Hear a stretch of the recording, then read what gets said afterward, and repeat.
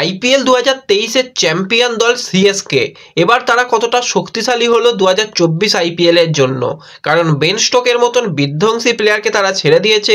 আম্বাতি রাইডুর মতন একজন champion player তাকেও কিন্তু ছাড়তে হয়েছে, মূলত সে অবসর নিয়েছে। এছাড়া বেশ কিছু ইয়াং প্লেয়ারদেরও ছেড়ে দিয়ে কিন্তু এবারে অকশন থেকে বেশ কিছু সুন্দর শপিং তারা করেছে এবং বেস্ট একটা প্লেইং 11 তারা তৈরি করে নিয়েছে আইপিএলের জন্য। শার্দুল ঠাকুরের মতন পুরাতন প্লেয়ার, যে কিন্তু এর আগে সিএসকে দলে 4 বছর খেলে গেছে, সেই প্লেয়ার ফিরে এসেছে, সমস্ত দিকেই কিন্তু পরিবর্তন করেছে। ডেরিয়াল মিচেলের মতন একজন বিধ্বংসী ব্যাটসম্যানকে দলে নিয়েছে। এছাড়া একজন আনক্যাপড প্লেয়ার সামির রিজভি, তার পিছনেও কিন্তু হাই ইনভেস্ট করেছে এবছরের সিএসকে দল। তো সিএসকে যে 2024 আইপিএলকে আবারও তারা চ্যাম্পিয়ন হতে চাইছে, তাদের শপিংগুলো দেখেই বোঝা যাচ্ছে। তো তারা মূলত কোন কোন প্লেয়ারকে ছেড়েছে, এইদিকে যদি আমরা প্রথমে তাকাই, সেক্ষেত্রে 4 জন বিদেশি প্লেয়ারকে সিএসকে দল ছেড়েছে: Ben Stokes, Pretorius, Kyle Jamieson এবং সিসান্দা মাগালা। তো এই 4 জন প্লেয়ারকেই ছেড়েছে। কাইল জেমিসন আর মাগালার পারফরমেন্স এরকম খুব একটা ছিল না। পিটোরিয়াসও মূলত ব্যাকআপ হিসাবেই ছিল এবং বেন স্টোককে নেওয়া হয়েছিল তার ইনজুরির কারণে, সে জানিয়ে দিয়েছিল আইপিএল খেলবে না, সেই কারণেই কিন্তু বেন স্টোককে ছাড়া হয়েছে। আম্বাতি রাইডুর কথা যদি আমরা বলি, সেক্ষেত্রে আম্বাতি রাইডু তো অবসর নিয়েছে ক্রিকেট থেকে, সেক্ষেত্রে আম্বাতি রাইডুকে ছাড়া হয়েছে। আর কয়েকজন ইয়াং প্লেয়ারকে ছাড়া হয়েছে, কিন্তু আকাশ সিংকে হয়তো ভেবেছিলাম রাখা হবে, কিন্তু আকাশ সিংকেও রিলিজ করে দিয়েছে সিএসকে দল। এবং সিএসকে কিন্তু বেশ কিছু ভালো প্লেয়ারকে দলে নিয়েছে। আমরা যদি বিদেশি প্লেয়ারের দিকে তাকাই, সেখানে রাচিন রবীন্দ্রা, তাকে কিন্তু খুব কম টাকাতেই পেয়ে গেছে সিএসকে দল, এবং ডেরিয়াল মিচেল, তার পিছনে কিন্তু অনেক টাকা খরচা করতে দেখা গেছে। তো এই তো গেল 2 জন বিদেশি প্লেয়ারের কথা। আরও একজন বিদেশি প্লেয়ার মুস্তাফিজুরকেও কিন্তু দলে নিয়েছে। তো মুস্তাফিজুরকে নেওয়ার একটাই কারণ, তার কিন্তু নকল বল কিন্তু খুবই ভালো হতে পারে চেন্নাই পিচের জন্য, এবং সেই কারণেই তাকে নেওয়া হয়েছে। এবং সবথেকে ভালো যেটা শপিং হয়েছে সেটা হচ্ছে শার্দুল ঠাকুর, কম টাকার মধ্যে সবথেকে ভালো প্লেয়ারকে পেয়ে গেছে, এবং যে আগে কিন্তু এই সিএসকে দলে খেলে গেছে, চ্যাম্পিয়ন হয়ে গেছে। তো কোনো রকম তার অসুবিধা হবে না সিএসকেতে, এবং সে নিজে ফিরেও খুব খুশি হয়েছে। সেই শার্দুল ঠাকুরকে ফিরিয়ে আনা হয়েছে। এছাড়া আরও একজন ব্যাটসম্যানকে নেওয়া হয়েছে, সামির রিজভি, যে কিন্তু রিসেন্টে খুব ভালো ব্যাটিং করছে, সেই কারণেই কিন্তু এই প্লেয়ারদের নেওয়া হয়েছে। এবার যদি আমরা এই সিএসকের পুরো স্কোয়াডের দিকে তাকাই, তাদের স্কোয়াড কিন্তু দুর্দান্ত রয়েছে। ব্যাটিং, বোলিং, অলরাউন্ডার সমস্ত বিভাগেই কিন্তু তাদের দারুণ কম্বিনেশন রয়েছে। আমরা যদি একটুখানি ব্যাটিংয়ের দিকে তাকাই, সেখানে আজিঙ্কে রাহানে, ঋতুরাজ গাইকোয়াড, ডেভন কনওয়ে, এই সমস্ত সব দুর্দান্ত প্লেয়ার রয়েছে। তবুও কিন্তু আরও একবার এই দলের কিছু তো সমস্যা রয়েছে, সেই সমস্যার কথা বাদ দিয়ে যদি আমরা একটুখানি বোলিংয়ের দিকে তাকাই, তো বোলিংয়ে ইন্ডিয়ান যে প্লেয়াররা রয়েছে তারাই কিন্তু কামাল করে দেবে। দীপক চাহার সেখানে রয়েছে, প্রশান্ত রয়েছে, সিমারজিৎ রয়েছে, তুষার দেশপান্ডে রয়েছে, তো মুকেশ চৌধুরী রয়েছে, রাজবর্ধন হাঙ্গাকিকার রয়েছে। তো এতজন প্লেয়ার রয়েছে। এছাড়া বিদেশি প্লেয়ারের মধ্যে সেখানে থিকসানা রয়েছে, পাথিরানা রয়েছে এবং মুস্তাফিজুর এসে গেছে। দুর্দান্ত বোলিং লাইন আপ রয়েছে। অলরাউন্ডার প্লেয়ারদের দিকে যদি তাকাই, সেখানে রবীন্দ্র জাদেজা রয়েছে, মিচেল স্যান্টানা রয়েছে, মঈন আলী রয়েছে, শুভম দুবে, নিশাত সিন্ধু।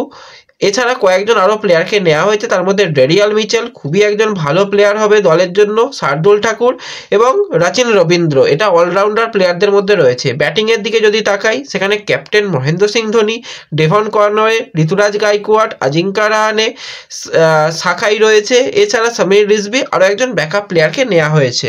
এবার দেখো সিএসকে দলের যদি আমরা শক্তির দিকে দেখি, শক্তি কিন্তু তাদের বোলিং লাইন আপকে দেখে মনে হচ্ছে দীপক চাহার, থিকসানা, সিমারজিৎ, তুষার দেশপান্ডে, মানে প্রতিটা প্লেয়ার কিন্তু উইকেট টেকার বোলার এবং ভালো করে আসছে লাস্ট কয়েকটা আইপিএলে। আগের বছর মুকেশ চৌধুরী খেলতে পারেনি, এবছর সে ব্যাক করছে। দীপক চাহার, মুকেশ চৌধুরী দুর্দান্ত একটা কম্বিনেশন জমবে।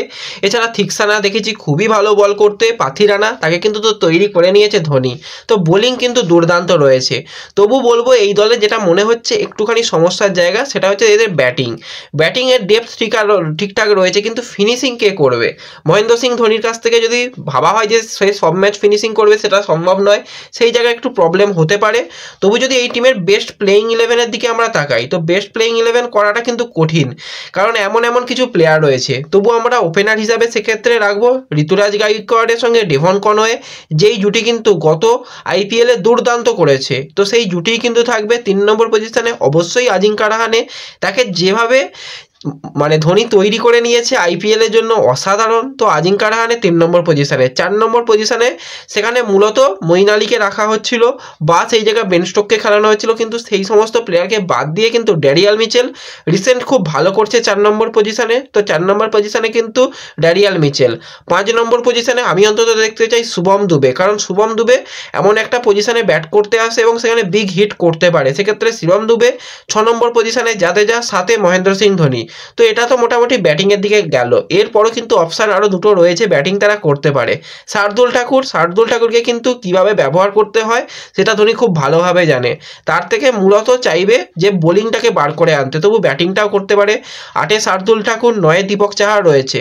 10 নম্বর পজিশনের জন্য অবশ্যই সেখানে কিন্তু থিকসানের মতন একজন প্লেয়ারকে দরকার, যে কিন্তু চেন্নাইয়ের পিচে খুবই ভালো বল করেছে। এছাড়া পাথি রানা সেও কিন্তু রয়েছে, এবং ইম্প্যাক্ট প্লেয়ার হিসাবে তুষার দেশপান্ডে। এরকমই মোটামুটি সিএসকে লাইন আপ হতে পারে। এবং যেহেতু ধোনি এবছর খেলবে এবং হয়তো এটাই শেষ হতে পারে আইপিএল, সেক্ষেত্রে অবশ্যই ধোনি চাইবে এই যে তার স্কোয়াড রয়েছে সেই স্কোয়াড নিয়ে আবারও চ্যাম্পিয়ন হতে। দল তো বেশ দেখে ভালোই লাগছে, কোনো জায়গায় সমস্যা নেই, তবু একটুখানি ফিনিশিংয়ের যদি কোনো বিগ হিটারকে পেতো সেটা মনে হয় ভালো হতো। ঠিক আছে, কোনো অসুবিধা নেই, ধোনি যে কোনো প্লেয়ারকেই কিন্তু সেরা তৈরি করে নিতে পারে, আমরা জানি এবং দেখে এসেছি। মুস্তাফিজুর মতন প্লেয়ার রয়েছে, তাকেও দেখতে পাবো হয়তো শেষে একদম স্টার প্লেয়ার বানিয়ে দেওয়া হলো, কিন্তু শেষের দিকে তাকে পাওয়া যাবে না। তো মোটের ওপর যেরকম সিএসকে দল রয়েছে, যদি ঠিকঠাক প্লেয়াররা পারফরমেন্স করতে পারে, এবছরও কিন্তু চ্যাম্পিয়ন হওয়ার অন্যতম দাবিদার। অন্তত সেমিফাইনাল ফাইনাল তো খেলবে এই দল, যেরকম বোঝা যাচ্ছে। তো তোমরা অবশ্যই জানিও কমেন্টে যে ধোনির নেতৃত্বে আরও একবার সিএসকে ফাইনাল খেলবে কিনা, এবং ফাইনালে তোমরা চ্যাম্পিয়ন হিসাবে দেখতে চাও কিনা। আর ভিডিও ভালো লাগলে ভিডিওতে লাইক করে দিও, চ্যানেলে প্রথমবার এলে চ্যানেলটাকে সাবস্ক্রাইব করে দিও, এবং ভিডিও সকলের সঙ্গে শেয়ার করে দিও।